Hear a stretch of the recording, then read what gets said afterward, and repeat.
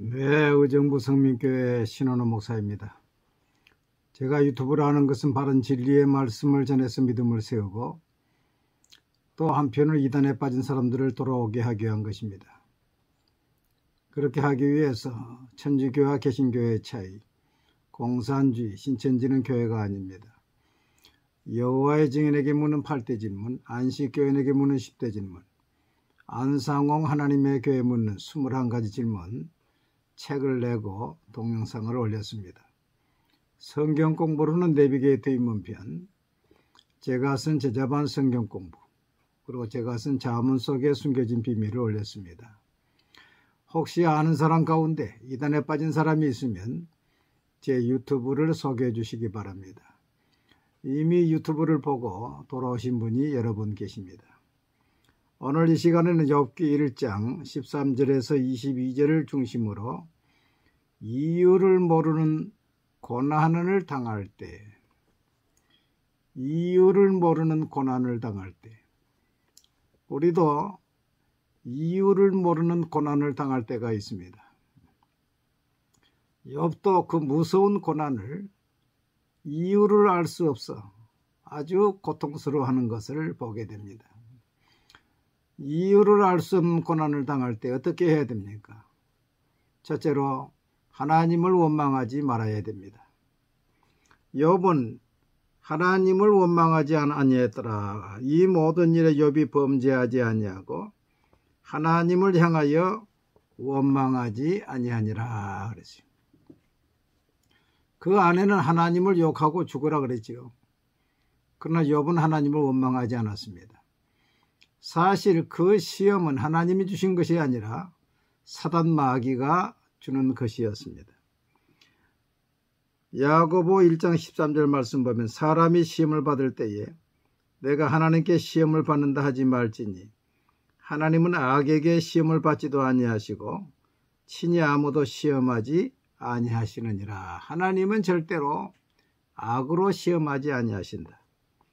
잠언 19장 3절에 보면 사람이 미련함으로 자기 길을 굽게 하고 마음으로 여호와를 원망하느니라고 했습니다. 대부분의 자기가 잘못해놓고서 하나님을 원망하는 경우가 많은 것입니다. 두 번째로는 고난을 당할 때에 우리는 자신의 죄와 조상의 죄를 생각해 보아야 합니다. 출애굽기 20장에서 하나님을 잘 섬기는 자는 천대까지 복을 받지만은 하나님을 미워하는 자, 우상숭배하는 자는 3, 4대까지 저주를 받는다 그랬습니다. 그러니까 3, 4대는 아버지, 아들, 손주, 손손주까지 가는데 아버지가 만일 우상숭배하고 잘못된 죄를 많이 지었다면은 그 죄가 손손주까지 가기 때문에 그 손손주는 그 이유를 알지 못하고 고난을 당할 수가 있는 것입니다.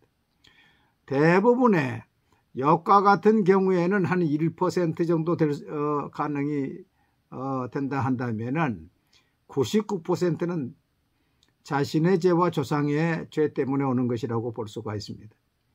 그렇기 때문에 바벨론의 포로로 잡혀간 에스라, 느헤미야, 다니엘 같은 사람은 자신과 조상의 죄를 회개했습니다. 느헤미야는 이렇게 말합니다. 이제 종이 주의 종들인 이스라엘 자손을 위하여 주야로 기도하오며 우리 이스라엘 자손 주께 범죄한 죄들을 자복하오니 주는 귀를 기울이시며 눈을 여시사 종의 기도를 들으시옵소서. 나와 내 아버지의 집이 범죄하여 주를 향하여 크게 악을 행하여 주께서 주의 종 모세에게 명령하신 계명과 율례와 규례를 지키지 아니하였나이다.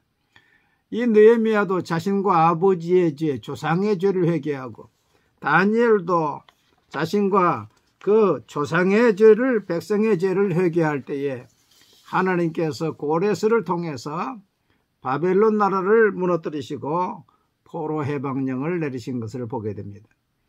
우리나라도 전 세계 민족 가운데 분단된 유일한 민족으로 남아있는 것, 특별히 저 평양을 중심으로 고립되어 있는 것, 그것은 그냥 된 것이 아니고 신사참배의 죄, 특별히 평양을 중심한 목회자들의 범죄, 또 평양에서 신사참배가 가결된 죄, 이런 것이 있다고 보게 되는 것입니다.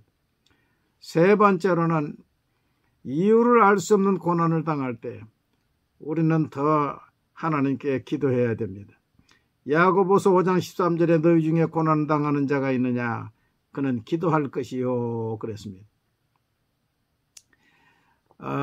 미국의 정신과 의사인 모건 스콧 팩은 말하기를 삶의 고통에 직면하라. 그때 영혼은 성장한다. 그랬습니다. 고난의 때에 믿음의 사람은 기도하게 되고 기도함으로써 그 영혼이 성장하는 것입니다. 욥은 고난을 당하면서 계속 하나님께 기도합니다. 내가 하나님께 아뢰오리니 나를 정죄하지 마시옵고 무슨 까닭으로 나와 더불어 변론하시는지 내게 알게 하옵소서. 참으로 나는 전능자에게 말씀하려 하며 하나님과 변론하려 하노라. 주는 나를 부르소서. 내가 대답하리이다. 내가 어찌하면 하나님을 발견하고 그의 처소에 나아가랴. 그가 큰 권능을 가지시고 나와 더불어 다투시겠느냐? 아니로다. 도리어 내 말을 들으시리라. 그런데 내가 앞으로 가도 그가 아니 계시고 뒤로 가도 보이지 아니하며 그가 왼쪽에서 일하시나 내가 만날 수 없고 그가 오른쪽으로 돌이키시나 배울 수 없구나. 어찌하여 전능자는 때를 정해놓지 않으셨는고. 욥은 고난을 당하면서 하나님께 호소하는 것입니다. 하나님 나를 부르시옵소서. 왜 숨어서 나를 이렇게 괴롭히십니까? 하나님 말씀해 주옵소서. 나를 만나 나를 불러주시옵소서.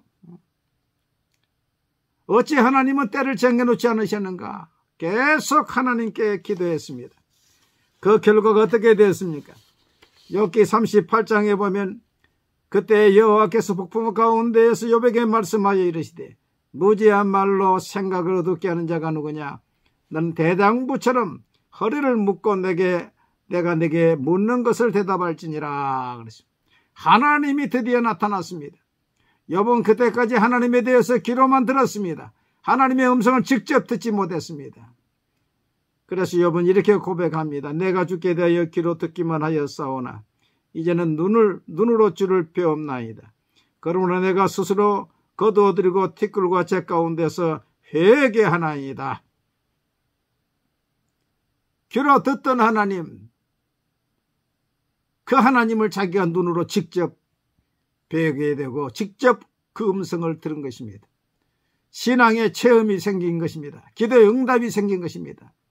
그래서 고난을 제3의 성례라고도 이야기하는 것입니다. 여러분 고난 당하십니까?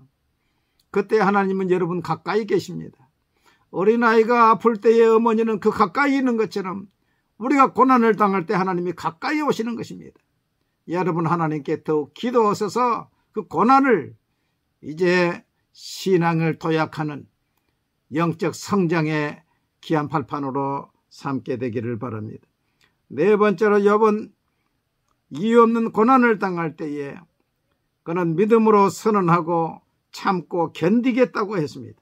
욥기 23장 10절에 그러나 내가 가는 길을 그가 아시나니 그가 나를 단련하신 후에는 내가 정금같이 나오리라. 이 고난을 통해서 내가 신앙의 정금이 되리라. 또 14장 14절 말씀 보니까 장정이라도 죽으면 어찌 다시 살리까? 나는 나의 모든 고난의 날 동안을 참으면서 풀려나기를 기다리겠나이다. 참으면서 풀려나기를 기다리겠나이다. 욥은 그의 말대로 고난을 참으면서 견딤으로 말미암아서 이제 결국을 보게 되었고 하나님을 만나게 되었고 갑절의 축복을 받게 되었습니다. 히브리 6장 14절 15절 말씀 보니까 이르시되 내가 반드시 내게 복주고 복주며 너를 번성하게 하고 번성하게 하리라 하였더니 그가 이같이 오래 참아 약속을 받았느니라. 아브라함도 오래 참아서 약속을 받았습니다. 야고보서 1장 5장 11절에 너희가 욥의 인내를 들었고 주께서 주신 결말을 보았거니와. 여러분 결말을 보아야죠. 예. 신앙생활의 결말, 기도의 결말. 여러분 마지막이 좋으면 끝이 좋으면 다 좋다는 말이 있습니다. 여러분 신앙생활의 결말을 보시고 기도의 결말을 보시고 아름다운 끝을 보시기를 바랍니다. 감사합니다.